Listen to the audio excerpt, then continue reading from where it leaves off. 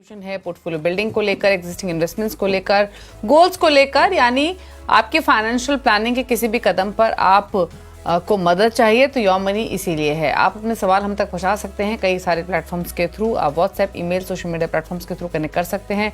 Note कीजिए तरीका कैसे आप शामिल हो सकते हैं। 7045220000 हमारा व्हाट्सएप नंबर है।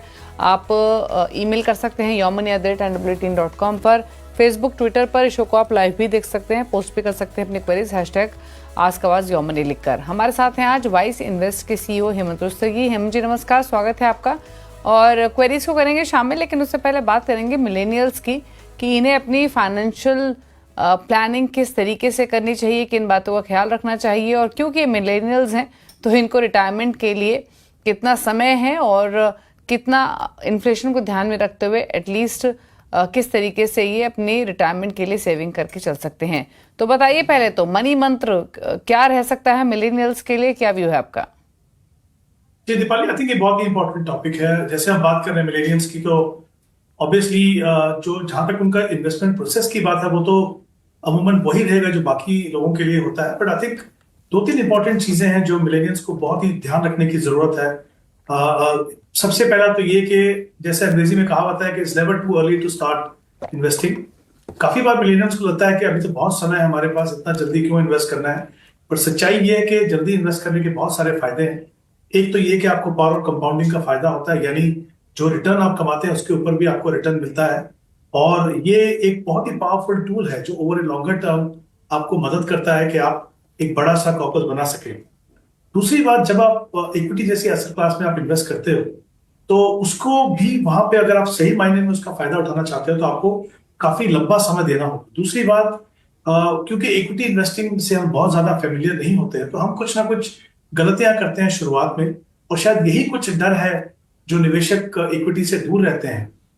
लेकिन जब आप जल्दी से शुरुआत कर देते हैं इन्वेस्ट करना इक्विटी में, तो अगर आप कुछ गलती भी करते हैं तो उससे आप कुछ सीखते हैं और आपका बहुत ज्यादा नुकसान नहीं होता है, क्योंकि उस समय पे आपके पास बहुत ज्यादा पैसा नहीं रहता है।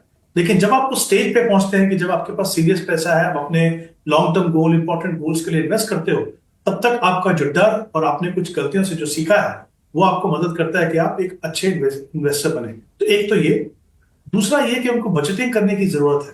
काफी बार मिलेनियल्स को लगता है कि अभी तो मतलब क्या बजटिंग करना है, थोड़ा काम करना शुरू किया है, थोड़ा सा एंजॉय करना चाहिए। बजटिंग का फायदा ये है कि आप जो आज करना चाहते हो वो तो कर ही सकते हो, और इनफैक्ट ये आपके फाइनेंशियल फ्यूचर को प्रोटेक्ट भी करता है, क्योंकि सबसे पहले तो कुछ एक्सपेंसेस को आप आइडेंटिफाई कर पाते हैं जिनको शायद आप कम कर सकें। दूसरी बात, एक जो बड़ा खतरा होता है उस समय पे कि आप कहीं ना कहीं वो डेट ट्रैप में ना फंस जाए कि आपने बहुत ज्यादा खर्चा कर दिया, क्रेडिट कार्ड को यूज कर लिया, तो ऐसी गलतियों से आप बचते हैं। तो आई थिंक ये 2 चीजें इंपॉर्टेंट ध्यान रखनी, जितना जल्दी हो सके शुरुआत कीजिए। दूसरी बात, बजटिंग कीजिए। तीसरा इंपॉर्टेंट फैक्टर ये है कि आप अपने गोल्स को आइडेंटिफाई कीजिए, एस्टेब्लिश कीजिए। ये बात सही है कि उस स्टेज पे कभी कभी आपके लिए मुश्किल हो सकता है कि आप अपने सारे गोल्स को एस्टेब्लिश कर सकें या ना कर सकें, तो हो सकता है आप वेल्थ क्रिएशन के गोल से ही करें। लेकिन एक गोल बहुत ही इंपॉर्टेंट है जो आपको शुरुआत से ही रखना है, वो है एक इमरजेंसी फंड को बनाना। क्योंकि ये जो हैबिट है, अगर आप शुरुआत से करेंगे तो ये आपको बहुत आगे जाके मदद करेगा। देखिए, कभी कभी कुछ जॉब लॉस हो सकता है या कुछ एक्चुअल में कुछ फाइनेंशियल इमरजेंसी आ जाए, उसके लिए पैसा इकट्ठा करना आपकी 6 महीने या 12 महीने की इनकम के बराबर का, जो भी आपके एक्सपेंसेस हैं उसके बराबर का एक इमरजेंसी फंड बनाइए, उसको आप लिक्विड फंड में रखिए। और जैसा मैंने कहा, बाकी जो गोल्स हैं उनको डिफाइन कीजिए। अगर आप नहीं कर सकते हैं शुरुआत में तो वेल्थ क्रिएशन से शुरुआत कीजिए, एक डिसिप्लिन तरीके से इन्वेस्ट कीजिए, ताकि आप देखेंगे कि बहुत सारे जो आपको लेसन सीखने को मिलेंगे जो आपको आगे जाके आपके फाइनेंशियल फ्यूचर में बहुत काम करेंगे। और last but not the least, मुझे लगता है एक एस्पेक्ट जो काफी बार छूट जाता है वो है इंश्योरेंस। देखिए, जब आप यंग होंगे, अगर आप एक टर्म प्लान लेते हैं तो आपका जो प्रीमियम है वो बहुत कम होगा। हेल्थ इंश्योरेंस में भी आप जितना जल्दी हो सके इंश्योरेंस लीजिए। इंपॉर्टेंट इसलिए होता है कि देखिए, हेल्थ इंश्योरेंस में काफी बार डिस्प्यूट आता है कि आपकी प्री एग्जिस्टिंग कंडीशंस क्या थी। जब आपने एज ए यंगस्टर आपने अगर आप हेल्थ इंश्योरेंस लिया है और काफी सालों तक क्लेम नहीं किया, तो फिर ऐसे डिस्प्यूट नहीं आते हैं। और इंपॉर्टेंट चीज ये है कि जैसे जैसे आपकी इनकम बढ़े, जैसे जैसे आपका लाइफ स्टाइल बदले, वो आपको इंश्योरेंस अमाउंट भी बढ़ाना होगा, लेकिन शुरुआत करना बहुत जरूरी है। तो आई थिंक ये कुछ चीजें हैं जो मिलेनियल्स को हमेशा ध्यान रखनी चाहिए, और मुझे लगता है कि वो उनको डेफिनेटली एक बेहतर निवेशक बना सकता है। अच्छा हेमंत जी, एक चीज और, हालांकि जो चीज़ मैं पूछने जा रही हूँ वो सभी इन्वेस्टर्स के लिए बहुत इंपॉर्टेंट है। एक तो ये कि जब भी हम अपने गोल्स को डिफाइन करें या जब भी हम अपनी कोई फाइनेंशियल प्लानिंग करें, इन्फ्लेशन को ध्यान में रखना कितना इंपॉर्टेंट है, क्योंकि आई एम श्योर बहुत सारे ऐसे व्यूअर्स होंगे, इन्वेस्टर्स होंगे जो आज के हिसाब से अमाउंट को सोचते हुए अगले 5, 10, 15 साल का गोल डिफाइन करते हैं। तो इन्फ्लेशन को क्यों जरूर ध्यान में रखना कितना इंपॉर्टेंट है। दूसरा, स्टेप अप, किसी भी पोर्टफोलियो बिल्डिंग के बाद स्टेप अप की रेलेवेंस कितनी है या कितना जरूरी है अपनी इन्वेस्टमेंट्स को हर साल स्टेप अप करना, नो मैटर आपने इन्फ्लेशन को ध्यान में रखते हुए अपने गोल्स की प्लानिंग की है। आई थिंक दीपाली बिल्कुल सही है। आई थिंक दोनों के दोनों बहुत इंपॉर्टेंट एस्पेक्ट है। अगर मैं इन्फ्लेशन की बात करूं, स्पेशली जब हम लॉन्ग टर्म की बात करते हैं, मान लीजिए रिटायरमेंट प्लानिंग हो गया या हमारे बच्चों के एजुकेशन के लिए हो गया। एजुकेशन इन्फ्लेशन तो हमारे देश में बहुत ज्यादा है, 10-11% पे है।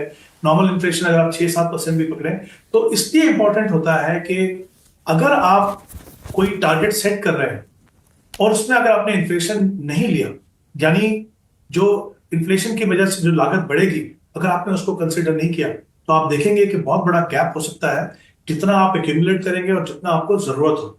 तो इन्फ्लेशन स्पेसिफिकली अगर आपके जो गोल्स हैं मीडियम टर्म और जो लॉन्ग टर्म के जो गोल्स हैं, वहां पे तो इन्फ्लेशन को डेफिनेटली कंसिडर करना है।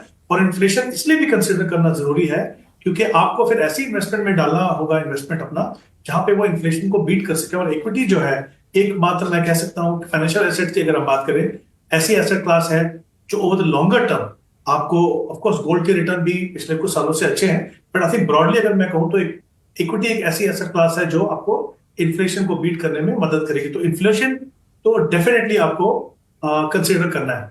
स्टेप अप अगेन इसलिए इंपॉर्टेंट है, जैसे मैंने शुरुआत में भी कहा था कि आपके इन्वेस्टमेंट प्रोसेस में डिसिप्लिन होना चाहिए।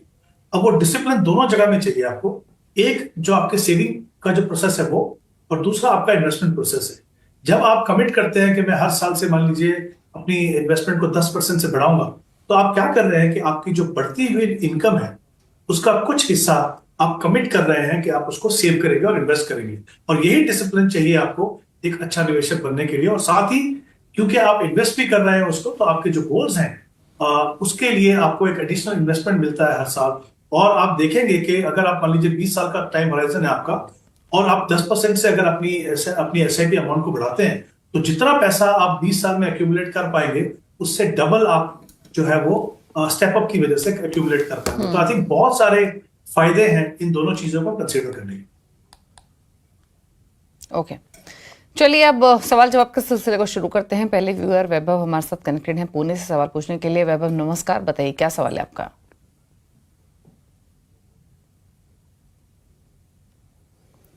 वैभव सवाल पूछिए प्लीज अपना।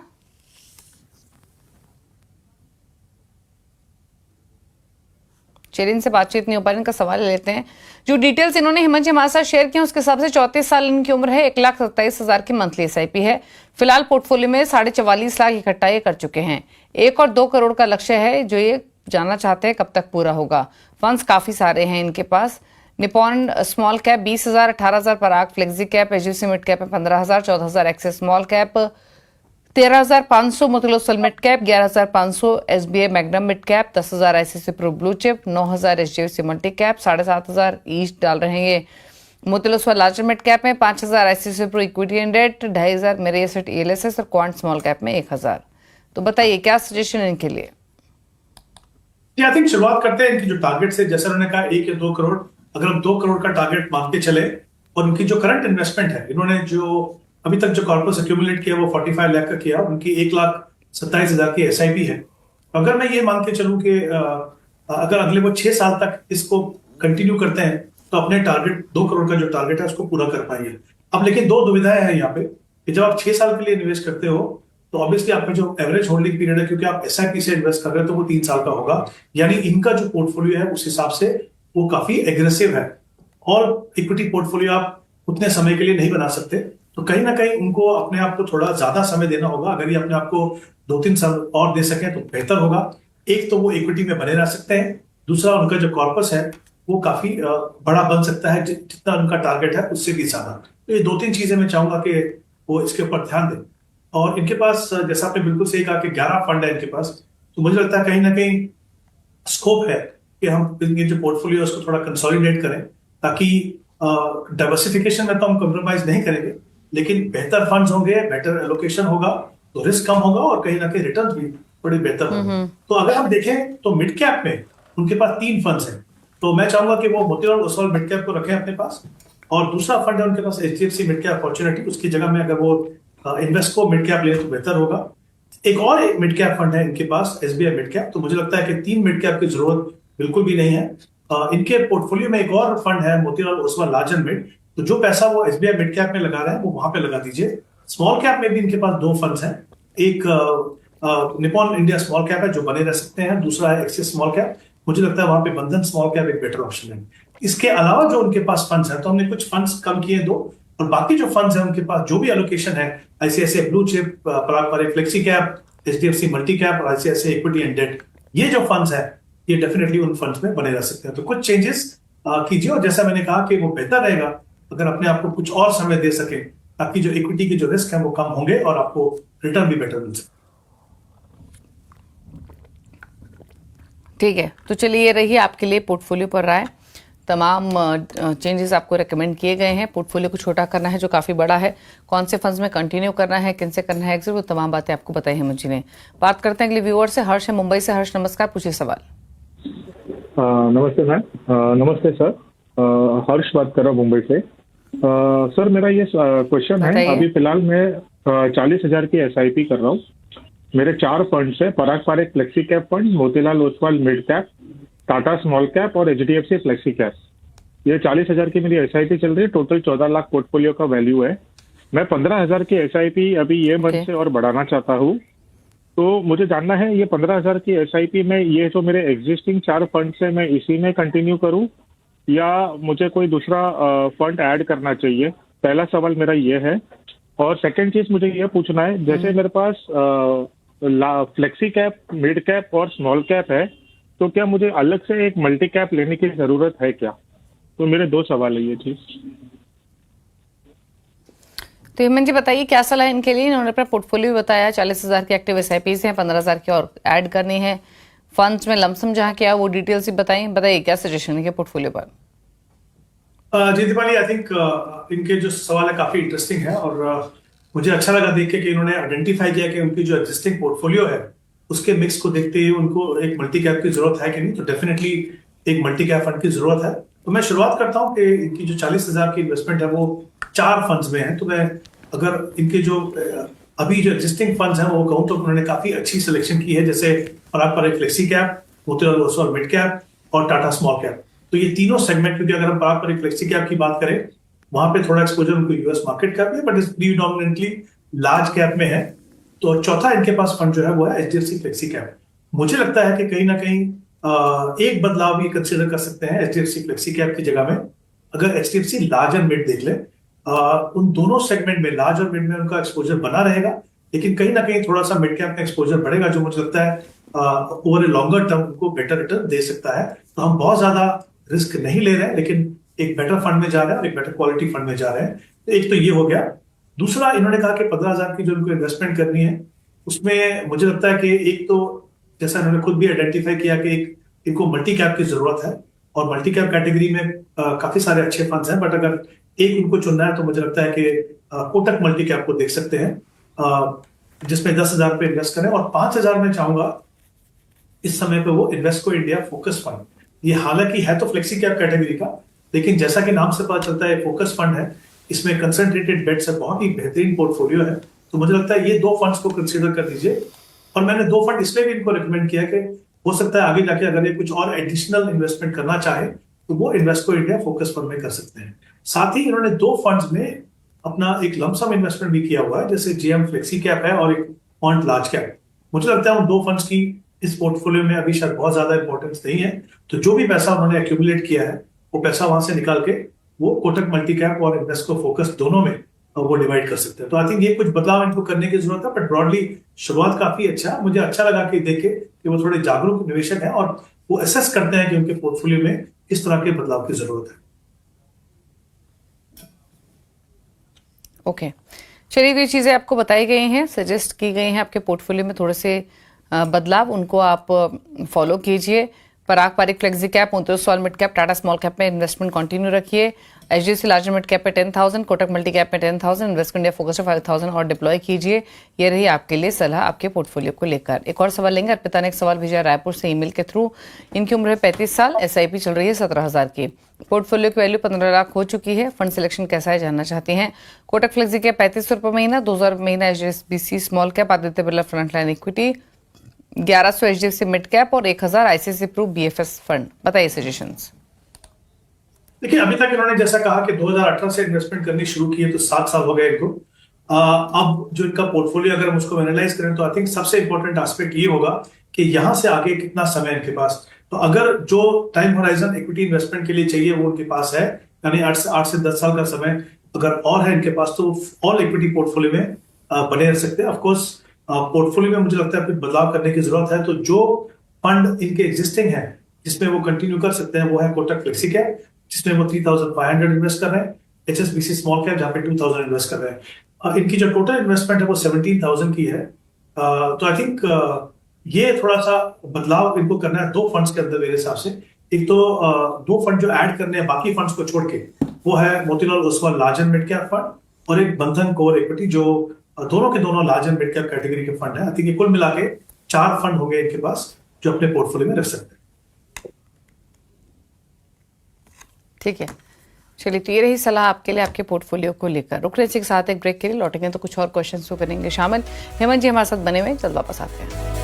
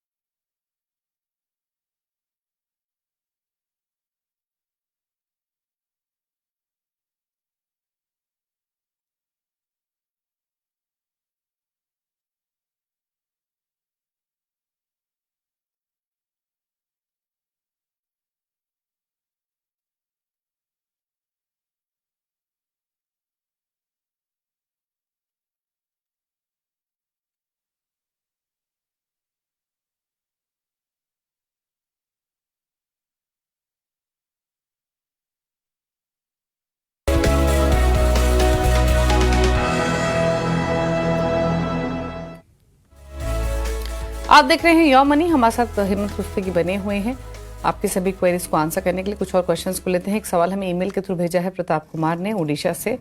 43 इयर्स इनकी एज है, मंथली एसआईपी है 11,000 पर मंथ की, 12 इयर्स का टाइम होराइजन है। 12 इयर्स में कितना कॉर्पस इकट्ठा कर लेंगे जानना चाहते हैं।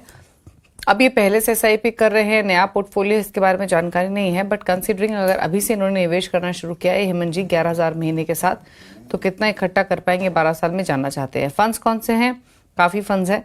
Nippon India multi cap 3,000 per month, HDFC flexi cap 3,000, फिर 1,000 ईच डाल रहे हैं SBI contra, Motilal Oswal large mid cap, White Oak capital multi asset, Motilal Oswal gold and silver ETF fund of fund और आईसीआईसीआई प्रूफ वैल्यू डिस्कवरी। बताइए suggestions. Ajay Tiwari, I think शुरुआत करते हैं कि वो कितना पैसा एक्यूमुलेट कर पाएंगे। जैसे उन्होंने कहा कि इनकी एसआईपी का जो रकम है वो 11,000 की है, वो करीब 12 साल के लिए इन्वेस्ट करना चाहते हैं। तो अगर हम 12% का रिटर्न मान के चले तो करीब करीब 34 लाख का कॉर्पस बनेगा। एक तो ये तरीका है जानने के लिए कि आप कितना पैसा एक्यूमुलेट करेंगे, बट मुझे लगता है कि इंपॉर्टेंट एस्पेक्ट है हमेशा, स्पेशली जो इन्वेस्टर्स एक पर्टिकुलर कॉर्पस बनाना चाहते हैं वो द लॉन्गर टर्म, हमेशा अच्छा रहेगा कि अगर आप एक टारगेट बना के चलें। और हमने शुरुआत में बात नहीं की थी कि लॉन्ग टर्म के लिए आप इन्फ्लेशन को कंसीडर कीजिए, टारगेट बना के चलिए, क्योंकि कहीं ना कहीं वो आपके पैसे को डायरेक्शन देता है, वो आपको बताता है कि आपको उस टारगेट तक पहुंचने के लिए कितना पैसा इन्वेस्ट करना है, कितना आप कर रहे हैं, कितना गैप है, उसको पूरा करने के लिए कहीं ना कहीं आप मोटिवेट रहते हैं और कहीं एक बड़ा कॉर्पस बना पाते हैं, बजाय इसके कि हम उससे खुश रहे कि हमें कितना पैसा बनेगा। तो आई थिंक एक ये बदलाव डेफिनेटली इनको करना है। इनके पास 7 फंड्स है, तो थोड़ा सा आई थिंक एक स्कोप है पोर्टफोलियो में कुछ चेंजेस करके थोड़ा ताकि इसको बेहतर बना सके। तो कुछ फंड्स जहां पे वो कंटिन्यू कर सकते हैं वो है निप्पॉन इंडिया मल्टी कैप, जहां पे वो 3,000 रुपए इन्वेस्ट कर रहे हैं, HDFC फ्लेक्सी कैप जहां पे 3,000 कर रहे हैं, और मोतीलाल ओसवाल जहां पे 1,000 कर रहे हैं। उसके अलावा इनके पास 2 फंड्स और हैं, एक और है in fact multi white oak multi cap. ये 4 फंड में वो कंटिन्यू करेंगे। बाकी जो 2 फंड्स हैं उनके पास SBI Contra and ICICI discovery, उसका जो 2,000 है वो मैं चाहूंगा कि वो Motilal Oswal mid cap, large and mid cap में ऐड करें। इसके अलावा इनके पास एक और गोल्ड एंड सिल्वर फंड है मोतीलाल का, क्योंकि इनके पास एक ऑलरेडी मल्टी एसेट फंड है, तो मैं चाहूंगा कि वो पैसा जो है वो मल्टी एसेट व्हाइट ओक का जो मल्टी एसेट फंड है उसमें ऐड करें। तो कुल मिला के इनके पास 4 फंड्स रहेंगे, और हमने देखा कि हमने पोर्टफोलियो को कंसोलिडेट किया, जहां पे मल्टी एसेट स्ट्रेटेजी चाहिए हमने उसको मेंटेन रखा, और कोशिश किया है कि एक बेटर क्वालिटी फंड पोर्टफोलियो में जहां पे उसमें रकम बढ़ा के अपने रिटर्न्स को थोड़ा बेहतर करने की कोशिश कर सकते हैं। ओके और हेमंत जी, इनकेस अगर ये इन फ्यूचर में SIP अमाउंट बढ़ाते हैं तो क्या इन्हीं फंड्स में इंक्रीज करें जो आपने कुछ नए नेम सजेस्ट किए हैं, या फिर जो एग्जिस्टिंग फंड्स हैं? नहीं, देखिए 4 फंड्स हैं इनके पास एग्जिस्टिंग, हमने सिर्फ अमाउंट बदला है। तो ऑब्वियसली एक large and mid cap fund है, फ्लेक्सी कैप फंड है, मल्टी कैप फंड है, अच्छे फंड्स हैं कैटेगरी के, एक मल्टी एसेट फंड भी है। आई थिंक उसी में ऐड करें आप, अनलेस ये बहुत ज्यादा रकम बढ़ा रहे हैं तब कुछ सोचने की जरूरत है। अभी 11,000 की इन्वेस्टमेंट है, मान लीजिए 15,000 तक बढ़ाते हैं, 20 तक बढ़ाते हैं, तो डेफिनेटली ये 4 फंड में इतना स्कोप है कि उतना पैसा आप उसमें इन्वेस्ट कर सकते हैं। ओके तो 4 फंड्स में इन्वेस्टमेंट रखिए, Nippon India multi cap, HDFC flexi cap, Motilal Oswal large mid cap, White Oak Capital multi asset. SIP आप अमाउंट इंक्रीज भी कर सकते हैं Motilal Oswal large mid cap या White Oak Capital multi asset में। बड़ा पोर्टफोलियो जरूरी नहीं है अच्छे रिटर्न्स के लिए, क्वालिटी फंड्स जरूरी हैं, डाइवर्सिफाइड फंड जरूरी हैं। तो इसीलिए SBI Contra, Motilal Oswal gold and silver ETFs, fund of fund और ICICI वैल्यू डिस्कवरी, इनसे निकलने की सलाह है आपके लिए। 34 लाख के पास कॉर्पस आप इकट्ठा कर लेंगे 12 सालों में, अगर आप इसी अमाउंट के साथ आपने अभी शुरुआत की है। बात करते हैं एक और सवाल की। श्रीजित ने एक सवाल भेजा है, मंथली SIP चल रही है 40,000 रुपये महीने की, पोर्टफोलियो की वैल्यू है 10 लाख, 20,000 की एडिशनल SIP करनी है, तो यानी उस स्थिति में 60,000 की इनकी मंथली SIP हो जाएगी। लक्ष्य है 5 साल में 1 करोड़ का।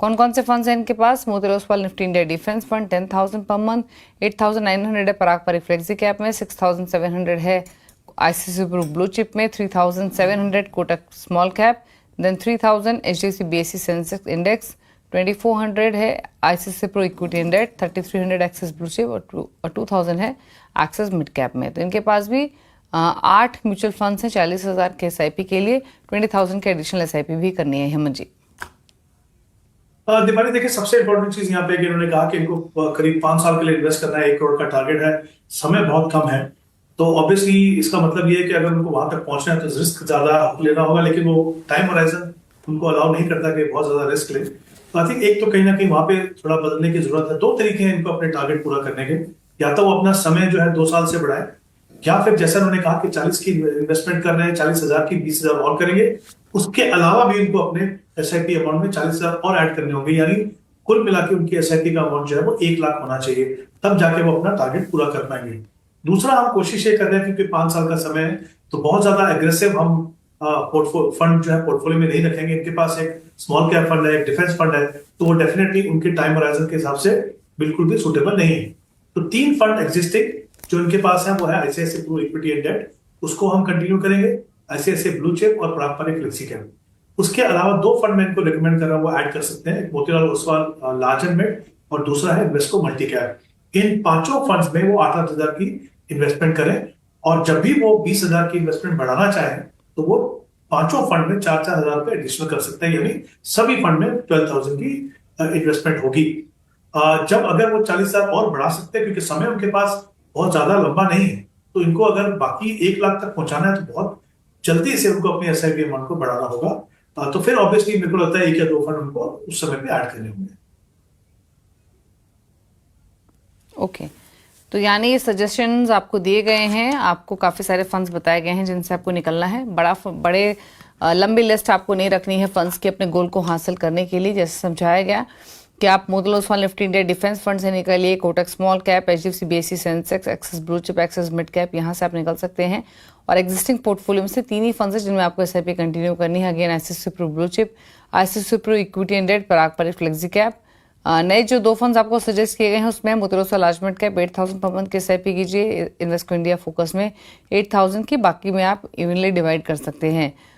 तो स्मॉल कैप है या फिर डिफेंस फंड है, जैसे हमारे एक्सपर्ट्स हमेशा कहते हैं, अगर स्मॉल शॉर्ट टर्म का आपका व्यू है तो यहाँ पर इन्वेस्टमेंट आपकी रिस्की हो सकती है। अच्छा, गोल के लिए मतलब इनको या तो टाइम होराइजन बढ़ेगा, बढ़ाना पड़ेगा, या फिर अमाउंट अपने लक्ष्य को हासिल करने के लिए अमन जी? कि मैंने कहा कि अगर वो अमाउंट नहीं बढ़ा सकते तो डेफिनेटली उनको फिर अपना थोड़ा समय बढ़ाना पड़ेगा। दोनों में से दोनों स्ट्रेटेजी हैं, जो उनको सूट करे उस हिसाब से वो आगे जाके बढ़ा सकते हैं।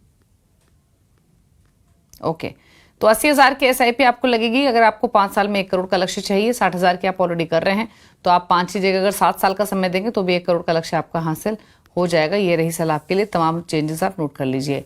आप पूछ लेते हैं हेमंत जी के टॉप 4 फंड्स। हेमंत जी बताइए, आपके टॉप 4 फंड्स कौन से हैं? क्या ये कंप्लीट पोर्टफोलियो के हिसाब से आपने सजेस्ट किए हैं या इंडिविजुअल भी पिक किए जा सकते हैं एग्जिस्टिंग पोर्टफोलियोज में?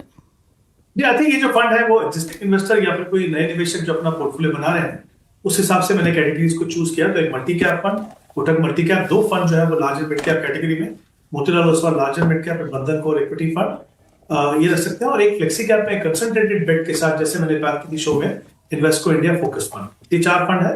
मुझे लगता है चाहे एग्जिस्टिंग इन्वेस्टर हो या नए हो, अगर वो एक वेल डाइवर्सिफाइड पोर्टफोलियो बनाना चाहते हैं तो ये फंड्स को डेफिनेटली कंसीडर किया जा सकता है। तो नोट कर लीजिए टॉप 4 फंड्स जो आपके स्क्रीन पर हैं। Kotak multi cap, Motilal Oswal large and mid cap, Bandhan core equity fund, Invesco India focus fund. और ये 4 फंड्स कंप्लीट पैकेज के तौर पर रेकमेंड किए गए हैं। लॉन्ग टर्म के व्यू के साथ कंप्लीट पोर्टफोलियो क्रिएशन के हिसाब से आप इन फंड्स को देख सकते हैं। Thank you Hemant ji show में आने के लिए, सभी क्वेरीज को आंसर करने के लिए। इसी के साथ एक ब्रेक के बाद भी खबरें जारी हैं। नमस्कार।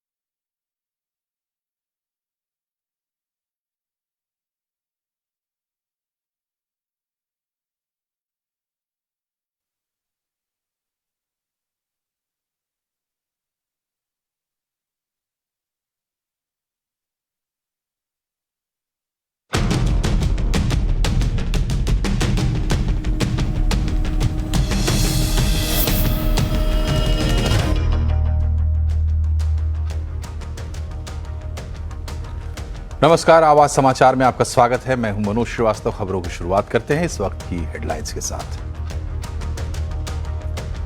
पीएम आवास पर हाई लेवल मीटिंग, रक्षा मंत्री राजनाथ सिंह, एनएसए अजीत डोवाल और सीडीएस समेत तीनों सेनाओं के प्रमुख भी शामिल।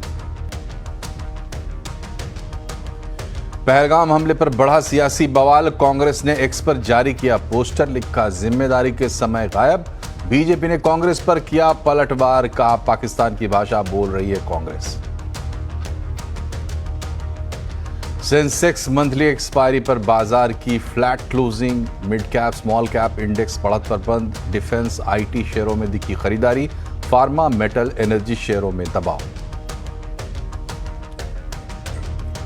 इंडसइंड बैंक के MD and CEO Sumant Kathpalia ने तत्काल प्रभाव से दिया इस्तीफा, एग्जीक्यूटिव कमेटी के गठन के लिए आरबीआई से मंजूरी मांगी। बिल्डर और बैंक के गठजोड़ पर सुप्रीम कोर्ट की गाज, सीबीआई जांच के आदेश दिए। दिल्ली एनसीआर समेत कई शहरों से